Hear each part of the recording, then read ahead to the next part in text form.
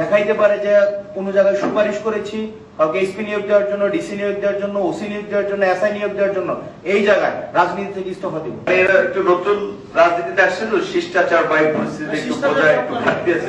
যাই হোক, বিশেষ করে আন্দোলনের নেতৃত্ব আমাদের তুলনা কেন তাদের একটা পার্টির সিম্বল শাপলা, সেটা দিতে হবে। শাপলা মান্না ভাই তার আগে নিবন্ধনে চেয়েছিলেন, মান্না ভাই কিন্তু দেয়নি, বিকজ গেজেটে নাই। তাহলে আমরা শিক্ষিত মানুষের যদি আমরা উল্টোই চলতে থাকি যে আমার পক্ষে না গেলে, আমার পজিশন না থাকলে এটা সঠিক নেই।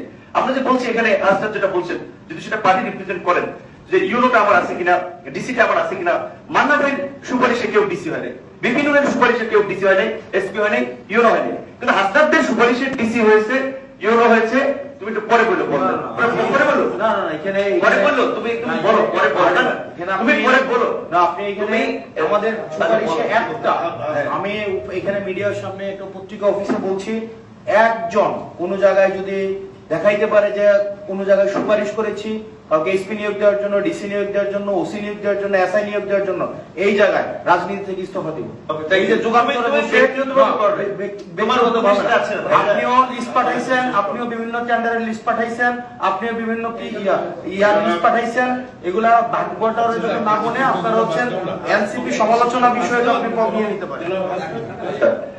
আমি মানে এরা একটু নতুন রাজনীতিতে আসছে তো, শিষ্টাচার বা পরিস্থিতি একটু বোঝায় একটু ঘাটতি আছে। যাই হোক,